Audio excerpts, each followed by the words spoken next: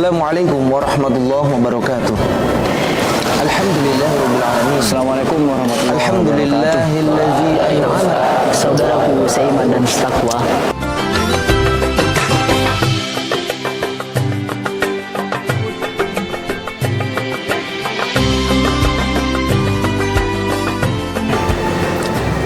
Assalamualaikum warahmatullahi wabarakatuh.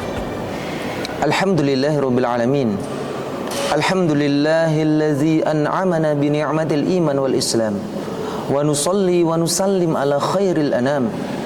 Nabiyina Muhammadin sallallahu alaihi wasallam wa ala alihi wa sahbihi ajma'in. Amma ba'du. Ikhwani fillah rahimakumullah. Bulan suci Ramadan menjadi sangat istimewa karena di dalamnya dipenuhi dengan keberkahan, dipenuhi dengan rahmat, dan dipenuhi dengan ampunan dari Allah Subhanahu wa taala. Bulan Ramadan menjadi sangat istimewa karena di dalam bulan suci Ramadan terdapat satu malam yang lebih baik daripada 1000 bulan.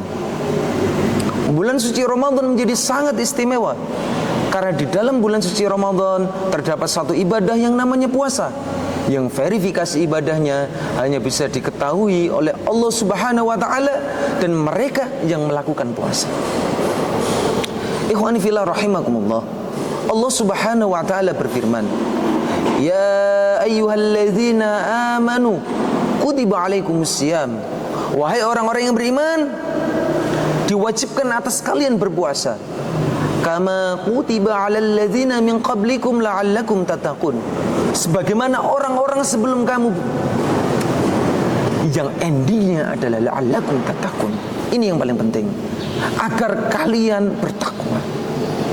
Dalam bahasa Arab, la'alla memiliki arti litaraji. Artinya sebuah pengharapan, sebuah keinginan yang kalau kita mau serius, kalau kita mau sungguh-sungguh, insya Allah akan Allah mudahkan dalam menggapainya. Lantas puasa seperti apa? Ramadan yang bagaimana? Yang kemudian bisa menghantarkan diri kita mencapai gelar yang bertakwa kepada Allah, mendapatkan gelar muttaqin di sisi Allah.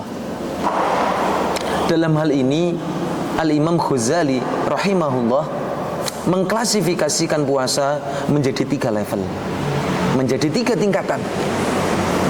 Tingkatan yang pertama yaitu puasa awam, puasa umum, puasa standar, yang dia hanya menahan perutnya, menahan nafsu syahwatnya.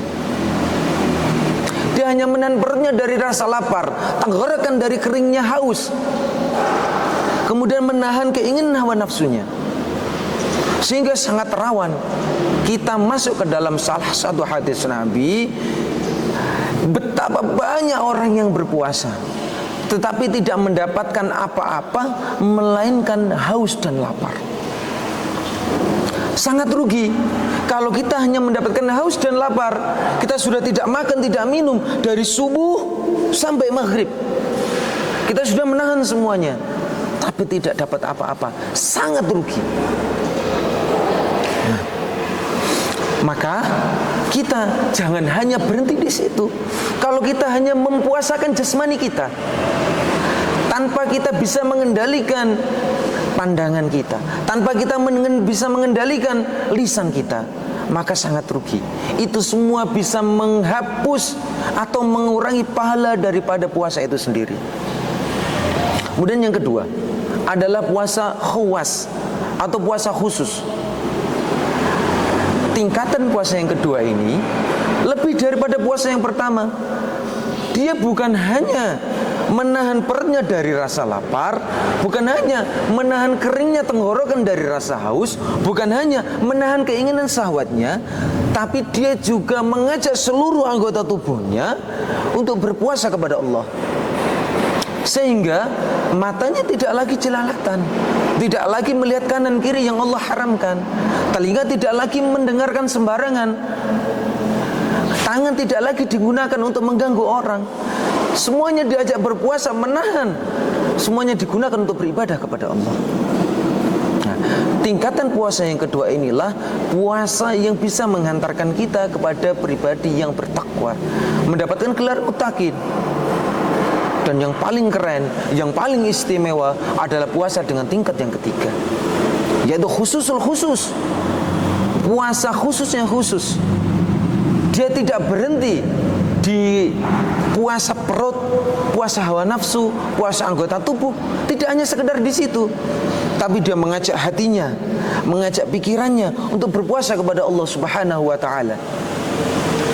Dia menahan hatinya untuk menghilangkan keinginan-keinginan duniawi yang mampu membuat dia jauh dari Allah.